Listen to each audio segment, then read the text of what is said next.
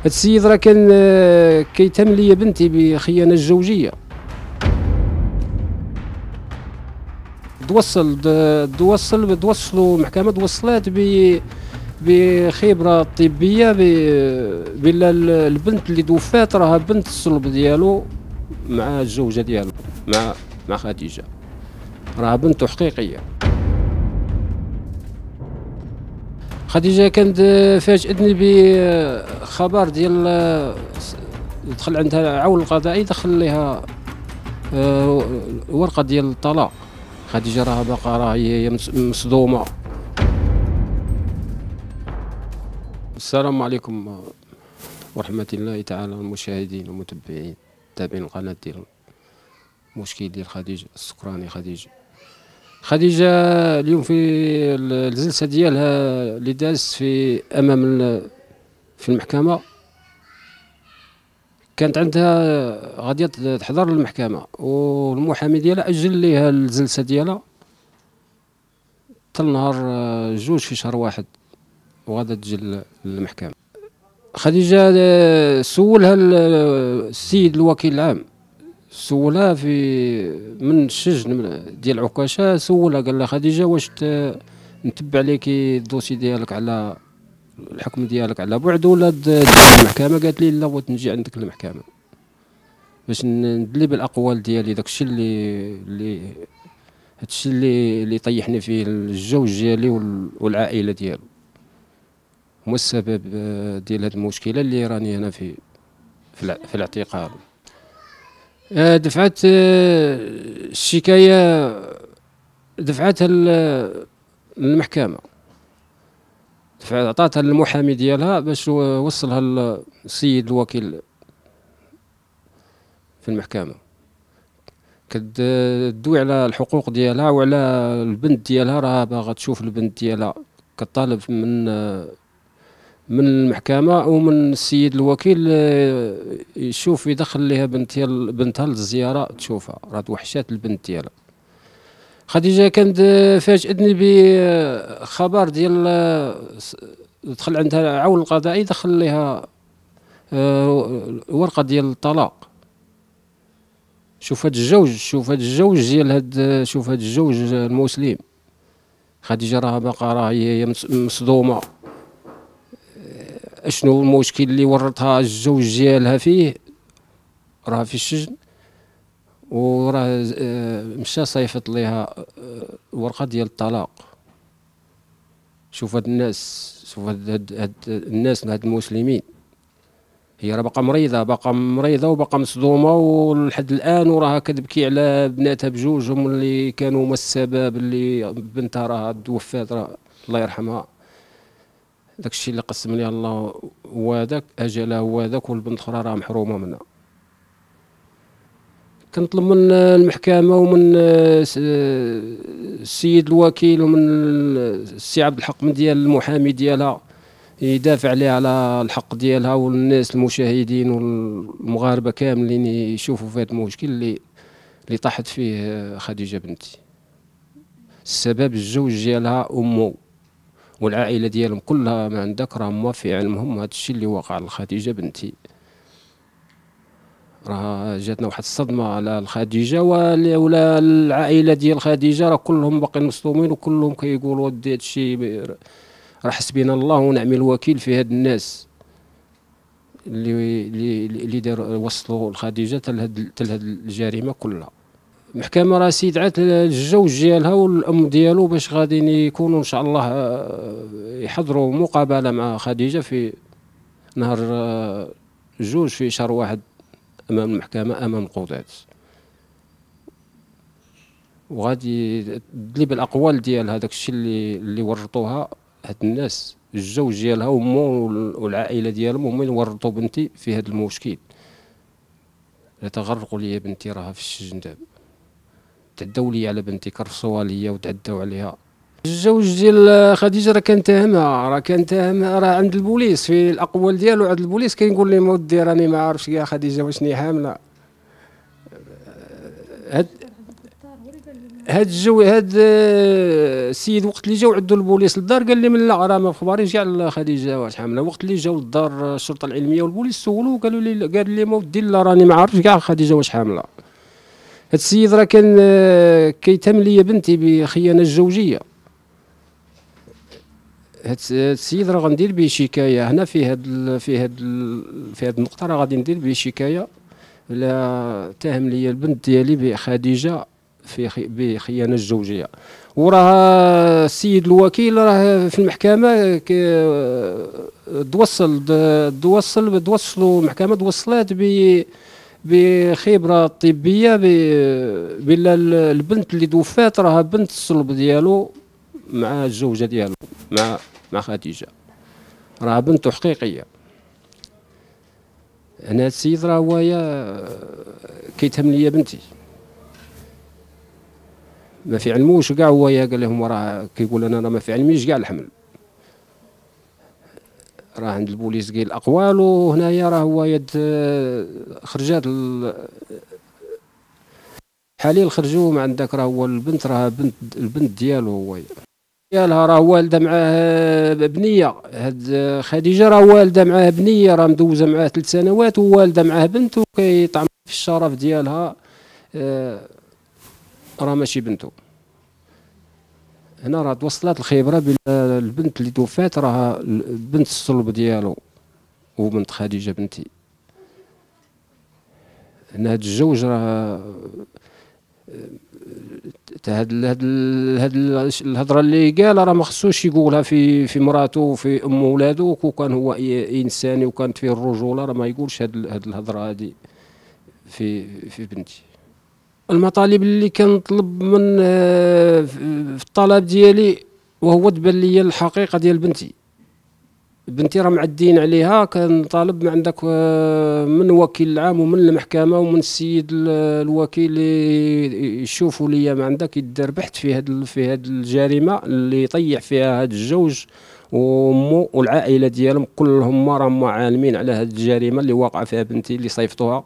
كنطالب من الحق ديال بنتي يدار بحث في الحق ديال بنتي، يبينوا لي الحق ديال خديجه. كانت مظلومه راه هما اللي ظالمينها، راه هما اللي معدين عليها، يبان ليها الحق ديالها. هذا الشيء اللي كنطلب. خديجه راه هي كتألم في عكاشه في السجن ديال عكاشه. نعم. هنا هاد السياسه اللي دايرها هو داير الزوج ديالو، الزوج ديال خديجه امه هما اللي داروا هاد السياسه هاد البلان لخديجه باش ينتقموا منها. هذا راه انتقام، هذا ماشي جواز، راه انتقام. خديجه راه كون كانت بغات تحيد هاد الجنين من كرشها تحيدو على مده ديال شهر ولا شهرين، تحيدو كاع هي من الكرش ديالها، ولكن ما بغاش تعدى عليه، ما بغاش تقلد به وما بغاش تعدى عليه.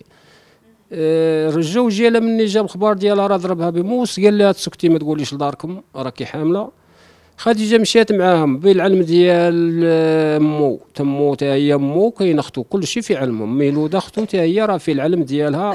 هاد الشيء اللي واقع عندك اللي وقع لخديجه وطيحوا في خديجه. خديجه راه ما غاداش دير هاد الحوايج كلهم بوحدها. واش خديجه غاديه كان دولد البنت ديالها وغادا تقتلها؟ واش كاين شي بنت اللي غاديه كاين شي مراه اللي غادا تولد وتقتل الولد ديالها وبعقلها؟ راه ماشي مريضه، ما عندهاش ورق ديال الطبيب ديال الامراض العقليه، لا راه بعقلها. خديجه راه بعقلها ماشي مريضه باش غدير هادشي في الولد ديالها في البنت ديالها. خديجه اليوم كتقول لك لا راه ماشي انا، راه الشيء اللي وقع ليا كل شيء السبب ديال الراجل امه واخته ميلوده، راه هما اللي داروا هاد الجريمه كلها. راه يومين خديجه راه يومين مني عمرها طويل، راه 24 ساعه وهما هازينها كيدوروا بها من السبيطار للسبيطار. اش عباد الله كاينه شي بنت عندها 23 عام وولدت في الدار وهازينها كيدوروا بها من السبيطار للسبيطار وهي دايزه بنزيف. هاد الناس راه كلهم خديجه راه كلهم راه كتعيش وسط من عصابه. ما عندك مع هاد الناس كانت عايشه وسط من عصابه وساكته، ما عمرهاش قالت لينا شي مشكله اللي وقع عليها ولا ضارها، ما عمرهاش قالتها لينا. خديجه راه ما حكات لي هاد المشاكل اللي كانت عايشه فيها ولات في السجن. عاد كتحكي لي هاد المشاكل اللي كانت عايشه فيها مع الزوج ديالها والهل ديالو. خديجه راه تعداو عليها هاد الناس، تعداو عليها هاد الناس. راه ماشي ما فيهمش الرحمه. كانت فيهم الرحمه وفيهم الدم ديال الاسلام، راه ما غاديش يديروا لبنتي بحال هكا. تما راه عندهم ولادهم ويشوفوهم واش ولادهم يكونوا في هاد المشاكل اللي طيحوا فيها خديجه. هذه الكلمه اللي كتقول لي خديجه في السجن، قلت يا بابا هذوك الناس راه حيدوا لي الدماغ ديالي، راه حيدوا لي الدماغ ديالي وخلوني المهم وليت تابعهم في داك الشيء اللي قالوا لي راني وليت كنديرو.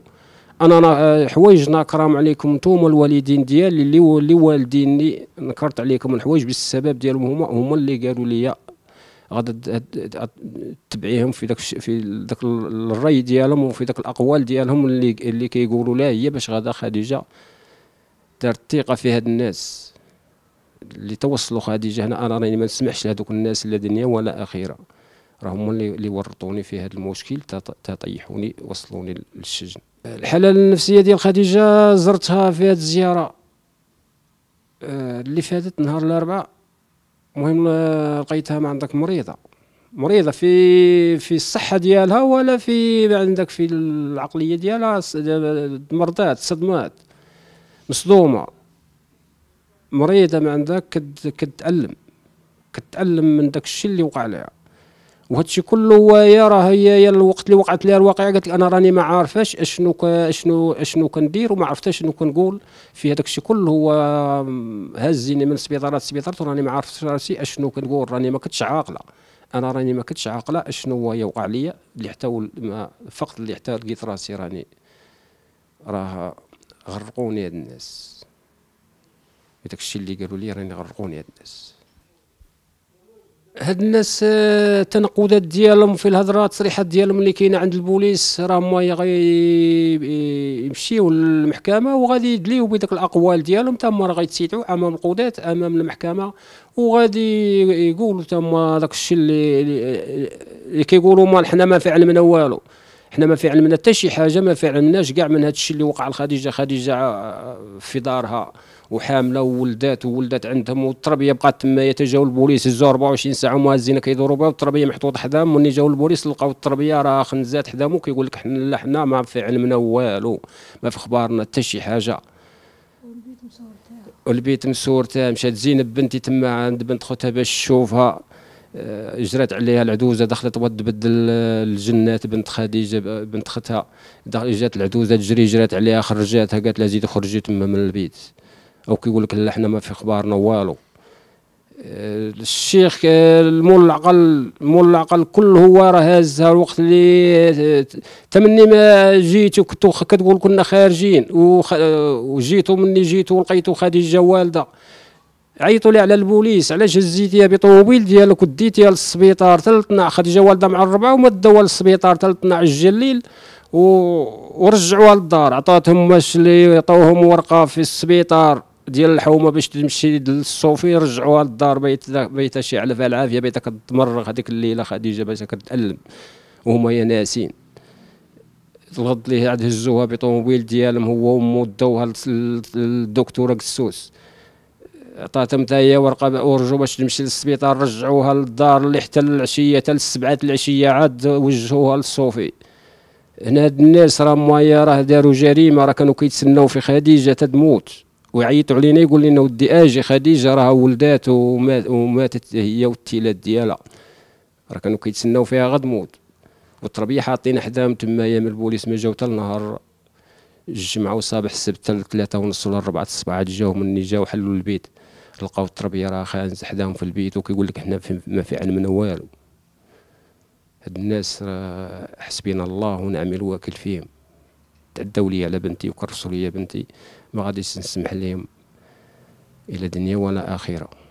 والامر كيبقى امر ديال المحكمه وديال القضاة يدار بحث ودار ويشوفوا هادشي اللي طيحوا فيه خديجه. هاد الناس راهم غيديروا معهم التحقيقات ديالهم، والمحكمه راه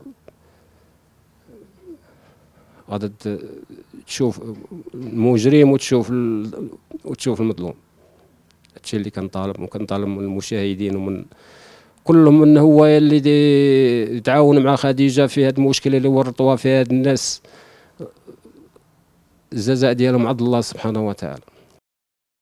لا تنساوش تزورونا على الصفحه الرسميه ديال لاله مولاتي وتضغطوا على سبسكرايب باش توصلوا بكل جديد.